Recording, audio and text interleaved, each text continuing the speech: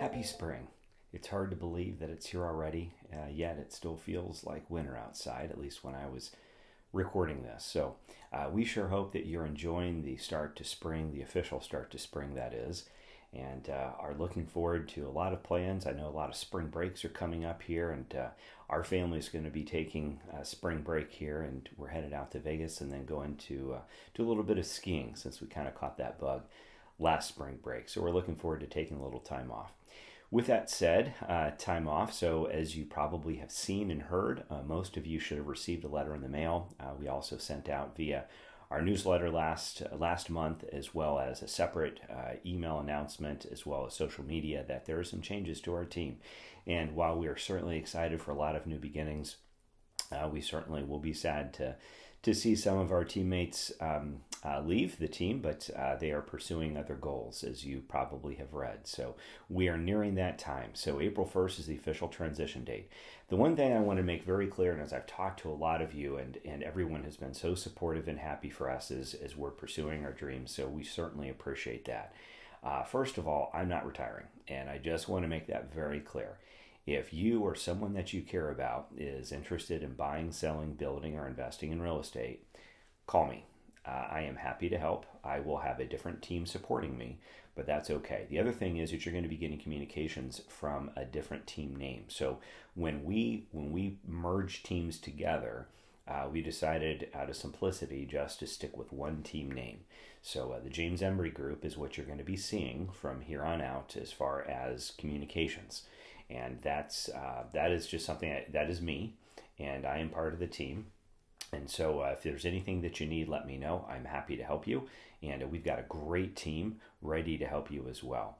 So that's the one thing that you can count on for sure, is that you're going to continue to get the same great service that you've always received from us over the past 51 years. And I'm committed to making sure that that happens. And if you have any questions at all, don't hesitate to give me a call. We're always happy to help. But we're excited for this. And my first beta test for my training happens at the end of April. So I'm finishing up my curriculum, and I'm looking forward to teaching that and then doing some one-on-one and group coaching as well. So would be happy to talk with any of you who have questions about that. I know a lot of people have asked, and a lot of people are like, are you retiring? No, I'm not getting out of the business. I'm not retiring. I'm just doing it a little different way and supporting the business slightly differently. But I'll still be here and overseeing some of the team operations and helping. So anyway, so that's that. The other thing is that I am sure you have seen all over the news about these commission lawsuits and the settlements and everything. And while I don't have all the answers and I don't have time to go into all the details here, what I can tell you is, on a high level, this is what we know. Number one, contrary to what you're seeing in the news, or even what the president is saying, the commission lawsuits are not going to have an impact on housing prices. This is not going to make housing prices go down. Expenses for selling are not going to have an impact on what the market is assigning or deeming a valuation for real estate. Just isn't going to happen. So real estate prices are going to continue to go up. Mark my words, you're not going to see real estate go down. That's great for those of us who own homes. What is going to happen, however, is the way that real estate agents are compensated. And this is something that I'm going to be coaching the agents that coach with me on how to handle this transition. What this means for you as a seller is things might look a little different. There's not a whole lot of difference, but number one, you're going to have your listing agent, me, will come in and we negotiate our fee. You know, we have a fee for the services that we provide our clients, which is a Nordstrom level service. We provide full service for our clients. And then we're going to encourage you to offer buyer's agents compensation as well, much like it has been in the past. You don't have to. You've never had to do that. But like anything, if you want someone to bring a buyer to you, you got to incentivize them to do it. No one works for free. And as much as we all love what we do, we have to get paid for it to put food on the table for our families. That's just simple facts. So buyer's agents are going to be, we have to, effective July 1st, we have to have an exclusive buyer's agency agreement approved by our buyers before we can even show one house. Yes, that is true. One house. Before you show anything, you have to have a buyer's agency agreement completed and approved. And you have to go over what your fee is and how you're being compensated. Now, let's say that a buyer's agent says, I want to get paid 3%. Pick a number. It doesn't matter. Say they want to get paid 3%. They can absolutely put in an offer to say, I want to have, X dollars in seller concessions to go to the buyer. And then the buyer can use some of those concessions or all those concessions or whatever to pay the real estate agent. So that's not going to really be any different than the way we've done it already. It's just doing it a little different way. So that's the big thing. Now, not all sellers have to do that, and not all sellers will. And frankly, not all sellers do now. So you have unlisted properties, you have off-market properties, you have for sale by owners, as we call them, unrepresented sellers, and a lot of them don't offer buyer's agents fees. And so you have to negotiate that with your buyer. Again, that's no different than the way it is going to be come July the 1st. So yes, there's going to be some changes. Here's what I would recommend. If you were thinking about selling your house, do offer some seller concessions for the buyer to use towards paying their buyer's agent.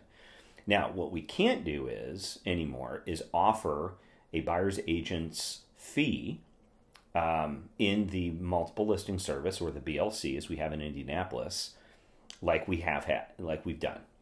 We can't do that, but you can put in public remarks, seller concessions are available. And that just triggers buyers and agents to know that the seller is willing to pay for some buyer concessions, which could probably include a real estate commission. Here's the funny thing. A lot of people don't know this. The MLSs, decades ago, were originally created for two reasons. Number one, it was an aggregator of listings to put on the market. That much most of us know. Kind of a database, if you will.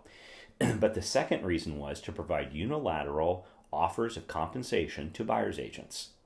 And this has worked very well for a very long time. Now, you can argue, and commissions have come down quite a bit over the years. So this is going to make things a lot harder for buyer's agents and buyers to know how much their agent is getting compensated. And we're kind of going back decades, unfortunately. And the term that a lot of agents have used, and I don't think this is that unreasonable, is we're kind of going back to the Wild West. And things are going to get a little nutty until we figure things out. But at the end of the day, we'll figure it out. We'll get through it just like we always do. But things are going to be a little different. So if you're thinking about selling your house, if you or someone you care about is thinking about buying a house, please talk to a knowledgeable, educated, experienced real estate agent like me. And I'll be happy to talk through what we know so that you can understand how this is happening and how this impacts your situation. And it will to an extent, but overall, I don't think this is going to have a huge impact. So bottom line is, from the listing side, probably not going to have a whole lot of impact on it. From a buyer's side, we're just going to have to figure out a little bit less efficiently how the buyer's agents are getting paid. Because at the end of the day, everyone deserves to be paid for their work, no matter what you do. And that's the most important thing. So again, if you have any questions, don't hesitate to reach out. I'll have some more information in the newsletter. So I hope you enjoyed this newsletter, and I hope that you take some time to read it, and I hope you take some time to read the intro letter, and I'll have some of the market stats and that kind of thing in there. But we are expecting to see some more robust activity, although interest rates are not projected to go below 6% like they were originally this year, because inflation and the Fed funds rate is not projected to be coming down as much as we thought. So we'll probably be around by the end of the year on 6.4% is where a lot of your experts are predicting. So, lower than we are now, about 7-ish%. But we still have a ways to go, and we will. They're going to come down. It's just a little slower than usual. So, like always, we want to be your local economist of choice. If you have any questions, issues, concerns, don't hesitate to reach out. Always happy to talk and do whatever we can to help you make some good decisions when it comes to one of the most valuable assets that you own. So thank you again for everything that you have allowed us to do, for being parts of your families for so long. We'll continue to be parts of your families, and let us know what else we can do to help you. Have a great spring. Talk soon.